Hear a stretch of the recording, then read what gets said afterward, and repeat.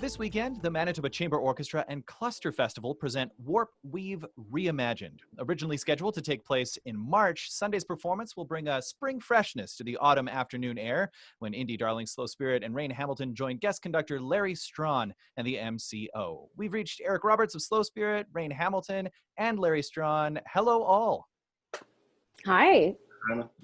Hey, Eric, I'd like to start with you. For those Classic 107 listeners who've never heard Slow Spirit before, how would you describe the band and the music you produce? I would describe it as having roots in folk music, but we approach the production, the arrangement and instrumentation with from a lot of different angles. You know, we really like popular music, rock music, indie, jazz, and even classical finds its way into our ideas at times.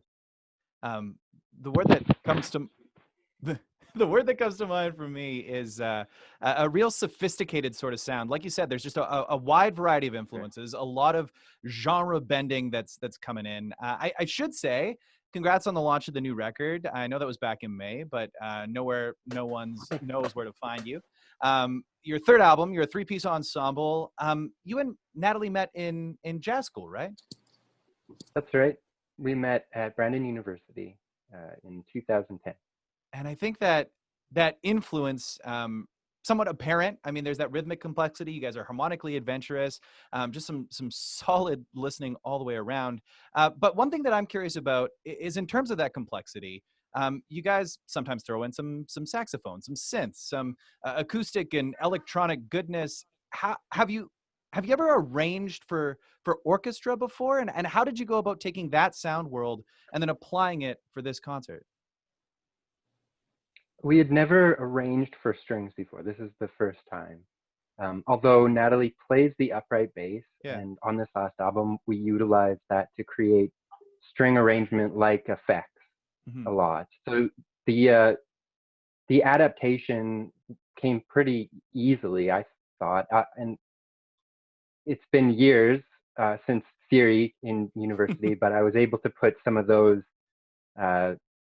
some of what I learned there back to use, making sure I was using proper notation. And then on top of that, I did a little bit of research to find string-specific type techniques that I could utilize, things that I'd heard before, different extended techniques or different kind of techniques to put those to use as well. So Larry, let's bring you into the conversation. Give us your take on Eric's orchestrations.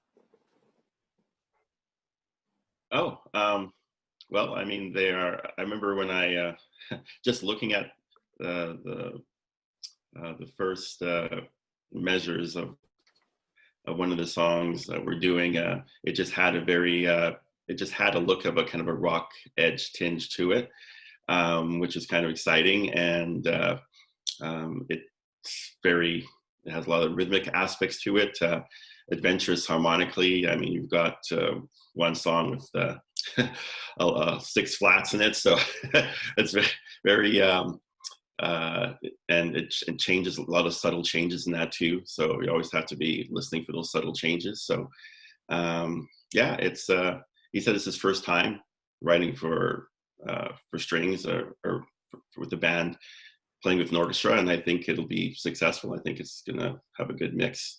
And speaking of first times, Larry, this is your first time conducting the MCO, right? It is. It's my first time. I have to say that I'm still kind of blown. My mind's still kind of blown that this opportunity has come my way, because the original concert which was supposed to happen in March, it got canceled, of course, and I was going to attend that concert. I was going to be in the audience. So now I'm on the podium. So how's that? It's a wonderful opportunity, and I'm looking forward to it. So I mean, I think all are looking forward to it. And I mean, this one of the first concerts in the new MCO season. We'll get a little bit more to that a little bit later. But I know for you, Larry, just an amazing concert to make a debut. And you've so often explored the lesser known repertoire. I mean, you've introduced us to so many recordings at Classic 107, Wallen and Hailstork, amongst others. This, I guess, just another exciting project and another undertaking to showcase something that isn't as always heard. Well, definitely, for sure. I mean, this is an education for me because I'm this is the first time I've experienced slow spirits music and Raine's as well. So it's given me a chance to explore a world of that, the another side of the musical goings on in this city, which is quite there's just so much happening. Like you can never know everyone that's out there.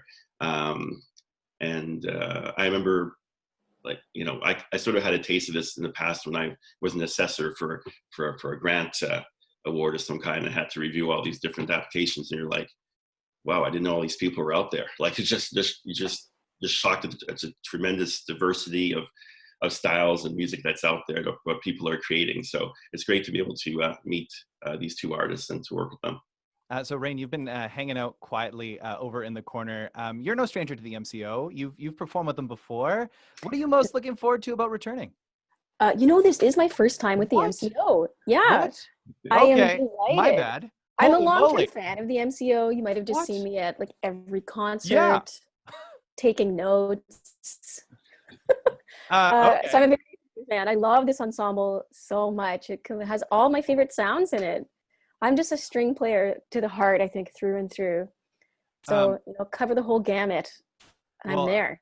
Absolutely. I mean, I was going to say with yourself, the Raine Hamilton String Trio, the ensemble, I mean, you're no stranger to strings, a phenomenal violin player. In terms of taking your music then and adapting it, is that the right word for the MCO? I mean, you worked very closely with Kenley Christopherson, I understand. I think yeah, that's right. Kenley and also Chris Byman. Okay. So tell us a little bit about that process, taking what you've done previously and then adapting it for the broader ensemble, the bigger ensemble. Great. So in these concerts, we're going to perform 5 of my original songs, and those have been initially arranged for string trio, which is myself on guitar or violin, and then my trio mates Quentin Bart and Nathaniel Felicitas on the double bass and the cello. So that kind of provides some really beautiful scaffolding, I think, to begin. And in the expansion of the arrangements for the larger ensemble of the MCO, Kenley Christopherson did some of those, and then Chris Byman did some others, and they're all so lovely. I cannot wait. And they both extrapolated on those existing parts. So there's many, many contributors, I think, to the outcome of these arrangements. And they're so beautiful, and you'll hear just like different, like many more use of layers when we have more players available. Different textures are possible. In the small trio, we tend to want to maximize. So we do a lot of like double stop layering or like double stop tremolos to be able to build texture. But just so much more range of textures available with more players. And that's the thing I noticed the most. Wow. So there are a whole bunch of firsts happening in this concert. This is very thrilling. I want to thank you all so much for taking the time to chat with me at Classic 107 today. And what a thrilling show. And obviously people are excited about this because this one sold out. I think as soon as the link went live, it seemed it went quickly. So congrats on that. And what a show it should be. And also, Simon, I would, sorry, just to jump there, Raine, sorry, I wasn't surprised that it sold out because, first of all, the MCO has a great following. They've always had and they always put very interesting programs together, which people always flock to. And just the fact that we haven't had much live concerts, people are just starved for live music right now. So that wasn't surprised me. I really didn't tell many people about this because I knew, because I knew that the tickets would go by quickly. So, Raine, did you want to add something? Oh, I just wanted to add that I just can't wait, and that I'm such a Slow Spirit fan. Eric knows this. And you're going to play my favorite song off your new record, which is Woman. Yes. Yeah. Oh, I can't wait. It's exquisite. I think I emailed Eric that I looked at their acoustic version of that. I told it's a very haunting piece. Yeah. It's beautiful.